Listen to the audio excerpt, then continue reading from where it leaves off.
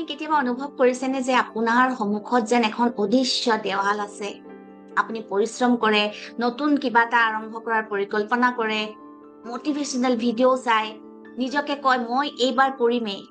কিন্তু ঠিক শেষ মুহূৰ্তত কিবা এটা যেন আপোনাক ৰখাই দিয়ে। হয় আপুনি পিছুৱাই যায়, নহয় আপোনাৰ কিবা বাধা আহে বা নিজৰ ওপৰতে সন্দেহ কৰিবলৈ আপুনি আৰম্ভ কৰে। প্ৰশ্নটো হ'ল, আপুনি সঁচাকৈ দুৰ্বল নেকি? আপোনাৰ ভাগ্য বেয়া নেকি? আচলতে ইয়াৰ উত্তৰটো নহয়। আজি মই আপোনাক ক'বলৈ গৈ আছো স্নায়ু বিজ্ঞান আৰু মনোবিজ্ঞানৰ এনে এটা গভীৰ সত্য, যিটোৱে প্ৰমাণ কৰিব যে আপুনি বিফল হোৱা নাই, বৰঞ্চ আপোনাৰ সাবকনচিয়াছ মাইণ্ড, অৱচেতন মনে আপোনাক সফলতাৰ পৰা আঁতৰাই ৰাখিছে। আজিৰ ভিডিঅ'টোৱে আপোনাৰ জীৱন আৰু নিজৰ প্ৰতি থকা দৃষ্টিভংগী সম্পূৰ্ণৰূপে সলনি কৰি দিব। শেষলৈকে ভিডিঅ'টো চাব, কাৰণ শেষত আপোনাৰ বাবে এটা বিশেষ উপহাৰ আৰু আমন্ত্ৰণ আছে। নমস্কাৰ, মই অনুপমা বৰগোহাঁই, এগৰাকী holistic health and life Koch আৰু লগতে ইনাৰ গ্লো একাডেমী মন আলোকৰ প্ৰতিষ্ঠাতা। বিগত বহু বছৰ ধৰি মই মানুহৰ মানসিক স্বাস্থ্য, emotional healing, subconscious mind rewiring, love attraction আৰু হলিষ্টিক ৱেলনেছৰ ওপৰত গভীৰভাৱে কাম কৰি আছো। মোৰ এটা দৃঢ় বিশ্বাস আছে, জীৱনৰ আটাইতকৈ ডাঙৰ পৰিৱৰ্তন বাহিৰৰ পৃথিৱীত নহয়, আমাৰ মনৰ ভিতৰতহে আৰম্ভ হয়। বহু মানুহে মোক সোধে, মই ইমান চেষ্টা কৰো তথাপিও কিয় বিফল হওঁ? নিউৰো চায়েন্সে ইয়াৰ এটা বৰ ধুনীয়া উত্তৰ দিছে। আমাৰ মগজুৰ দুটা অংশ আছে, কনচিয়াছ মাইণ্ড, সচেতন মন, যিটো মাত্ৰ 5%, আৰু সাবকনচিয়াছ মাইণ্ড, অৱচেতন মন, যিটো 95% শক্তিশালী। আপোনাৰ কনচিয়াছ মাইণ্ডে বিচাৰে টকা, সফলতা, ভাল স্বাস্থ্য, সুন্দৰ সম্পৰ্ক, কিন্তু আপোনাৰ সাবকনচিয়াছ মাইণ্ডৰ একমাত্ৰ কাম হৈছে আপোনাক নিৰাপদ কৰি ৰখা। ই সফলতা নিবিচাৰে, ই কেৱল সাৰ্ভাইভেল বিচাৰে। শৈশৱৰ পৰা পৰিয়াল, সমাজ আৰু বিভিন্ন অভিজ্ঞতাই আপোনাৰ মনত কিছুমান প্ৰগ্ৰেম ইনষ্টল কৰি দিছে, যেনে মই যথেষ্ট ভাল নহয়, মই সফল নহলে মানুহে মোক হাঁহিব, মই ভুল কৰিলে লাজ পাব লাগিব। এনেধৰণৰ বহুবোৰ আমাৰ মনৰ ভিতৰত নেগেটিভ কথা ইনষ্টল হৈ আছে। যেতিয়াই আপুনি জীৱনত কিবা নতুন বা ডাঙৰ কাম কৰিবলৈ যায়, আপোনাৰ সাবকনচিয়াছ মাইণ্ডে ইয়াক এটা বিপদ বুলি ধৰি লয়।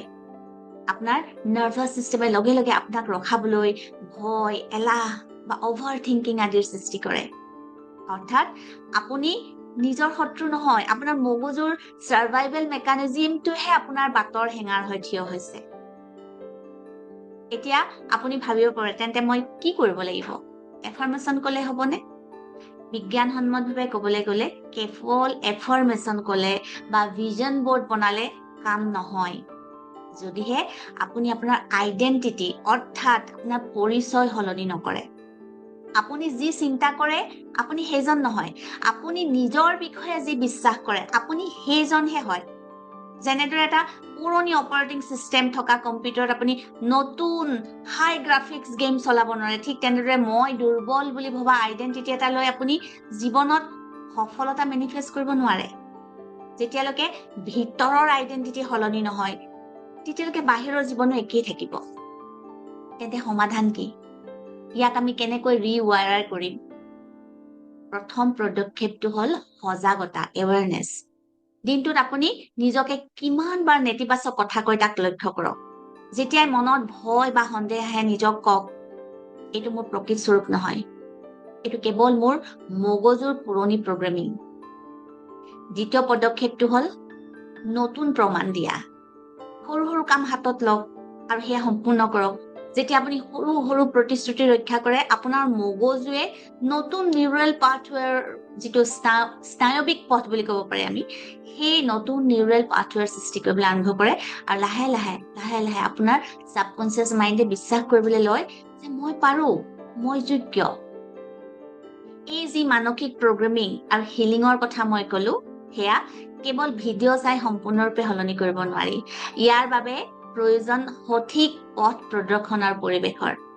সেইবাবে ইনাৰ গ্লো একাডেমীয়ে আপোনালোকৰ বাবে লৈ আহিছে বিশেষ সুযোগ। অহা 29 জুলাই তাৰিখে আমি আয়োজন কৰিবলৈ গৈ আছো আমাৰ বিশেষ মেণ্টেল ৱেলনেছ আৰু হিলিং ফেষ্টিভেল, স্থান যোৰহাটৰ মাহাৰা। এইটো কেৱল এটা অনুষ্ঠান নহয়, এইটো এটা অভিজ্ঞতা। ইয়াত আমি একেলগে বহি meditation, deep emotional healing, subconscious mind programming, EFT, হোপনপন আদি বহুবোৰ কথা শিকিম।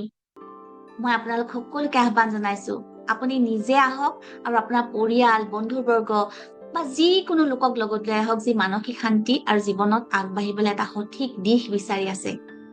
এই ফেষ্টিভেলত অংশগ্ৰহণ কৰিবলৈ ডেছক্ৰিপশ্যন বক্সত এখন গুগল ফৰ্মৰ লিংক দিয়া আছে। অনুগ্ৰহ কৰি আজি এই ফৰ্মখন পূৰণ কৰি নিজৰ আসন নিশ্চিত কৰক। আৰু লগতে যিসকলে ল অফ এট্ৰেকশ্যনৰ প্ৰকৃত বিজ্ঞান আৰু মেনিফেষ্টেশ্যনৰ গভীৰ পদ্ধতি শিকিব বিচাৰে, তেওঁলোকৰ বাবে মোৰ law of attraction master class অতি সোনকালে আৰম্ভ হ'ব। এই মাষ্টাৰ ক্লাছ বা আমাৰ 29 জুলাই ফেষ্টিভেলৰ বিষয়ে যিকোনো কথা জানিবলৈ স্ক্ৰীনত দেখুওৱা এই ফোন নাম্বাৰত যোগাযোগ কৰিব পাৰে। আমাৰ টিমে আপোনাক সকলো তথ্য আগবঢ়াব। মনত ৰাখিব, আপুনি কেতিয়াও পিছ পৰি থকা মানুহ নহয়। আপোনাৰ ভিতৰত অসীম সম্ভাৱনা আছে। কেৱল আপুনি আপোনাৰ পুৰণি ছফ্টৱেৰটোক এটা আপডেট দিয়াৰ প্ৰয়োজন। নিজৰ জীৱন সলনি কৰাৰ অনুমতি আজিয়ে নিজক দিয়ক। যদি এই ভিডিঅ'টো আপোনাৰ ভাল লাগিল আৰু অলপ হ'লেও আপোনাৰ চিন্তাধাৰাত পৰিৱৰ্তন আনিলে, তেন্তে লাইক কৰক, শ্বেয়াৰ কৰক আৰু কমেণ্ট কৰি মোক জনাওক। আজিৰ পৰা আপুনি নিজৰ বিষয়ে কোনটো নতুন আৰু শক্তিশালী বিশ্বাস গঢ়ি তুলিব। 29 জুলাইত যোৰহাটত লগ পোৱাৰ আশা কৰিলো। তেতিয়ালৈকে আপোনালোক ভালে থাকিব, সুস্থ থাকিব আৰু মনৰ ভিতৰৰ আলোক জ্বলাই ৰাখিব। ধন্যবাদ।